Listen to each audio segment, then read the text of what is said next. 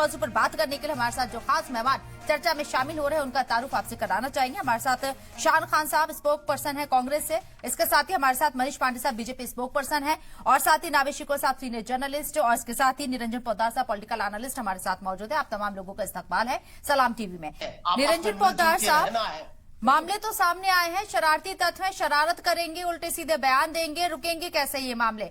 कार्रवाई से तवक्को करते हैं आप? कानून को अपना काम करना चाहिए, और क्यों नहीं यहाँ पर एक्टिविटी नजर आ रही है?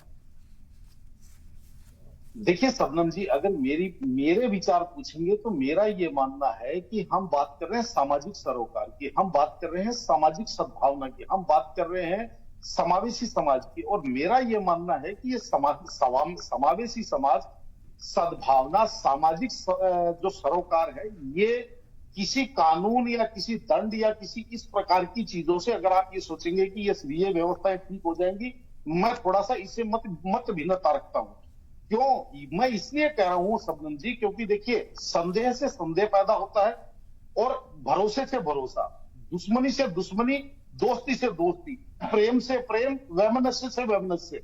यानी कि कहने का तात्पर्य ये है कि अगर सामाजिक सद्भावना, समावेशी समाज की हम अगर बात करें तो आपको ये चीज समझनी पड़ेगी। हम अगर केवल राजनीतिक लोगों पे या राजनीतिक पार्टियों पे इसका ठीकरा फोड़ देंगे तो मुझे ऐसा नहीं लगता कि हम सही कारण पे पहुंच पा रहे हैं।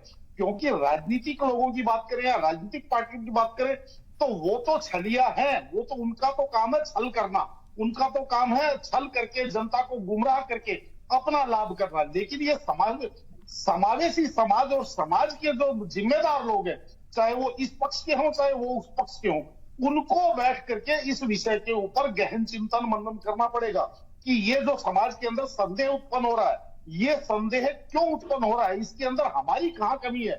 सामने वाले का दोष समझने से पहले हमें स्वयं के ऊपर विचार करना पड़ेगा। मैं दोनों पक्षों की बात कर रहा हूं और इसी वजह से जो कुछ समाज कंटक लोग हैं वो इस चीज का लाभ उठा करके जाते हैं। आज की तारीख में शबनम जी देखिए, मेरी उम्र 55 वर्ष है और आप ये मान के चलिए कि मैं जब 10-12 वर्ष का था और मेरी परवरिश एक मुस्लिम मोहल्ले के अंदर मेरा परिवार रहता था, यानी कि मुस्लिम बहुल मोहल्ले में परिवार रहता था, वहां पे मेरी परवरिश हुई।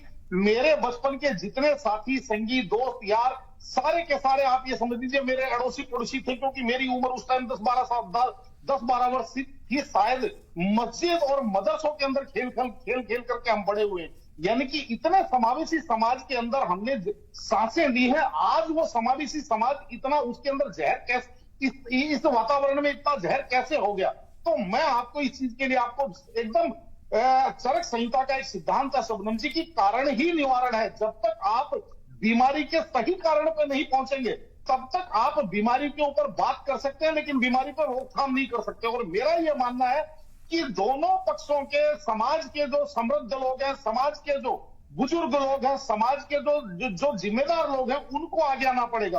और ये जो एक तो संदेह की जो स्थिति है, संदेह की स्थिति में क्यों कह रहा हूं शबनम जी, आप एक बात बताइए, हम हिंदुस्तान की अगर बात करेंगे तो हम इस राजनीतिक पार्टी की या उस राजनीतिक पार्टी को दोषारोपित कर देंगे। लेकिन अगर हम बांग्लादेश की बात करें तो मुझे एक बात बताइए, बांग्लादेश के अंदर कौन सी भारतीय जनता पार्टी काम कर रही है या कौन सा बजरंग दल काम कर रहा है? वहां पे जो एक छात्र आंदोलन था वो फिर वहां पे जाकर के जिसको कहते हैं मजहबी दंगे फसादात क्यों हुए? और जो तमाम देश है, भारत से बाहर जाइए, वहां पे ये समस्याएं क्यों उत्पन्न हो रही है? ये समस्याएं उत्पन्न तब होती हैं कि जब आपको ये चीज समझनी पड़ेगी कि जब समाज के जिम्मेदार लोग बोलना बंद कर देते हैं और जो समाज कंटक लोग हावी हो जाते हैं, उस समाज के अंदर ऐसी बट ये भी तो समाज का ही हिस्सा है ना, जिन लोगों के जरिए ये नफरत फैलाई जा रही है वो भी तो समाज का हिस्सा ही है ना। वक्त की पाबंदी है, इसलिए मुआसरा चाहूंगी। बहुत बहुत शुक्रिया आप लोगों का इस चर्चा में शामिल होने के लिए, अपना कीमती वक्त देने के लिए।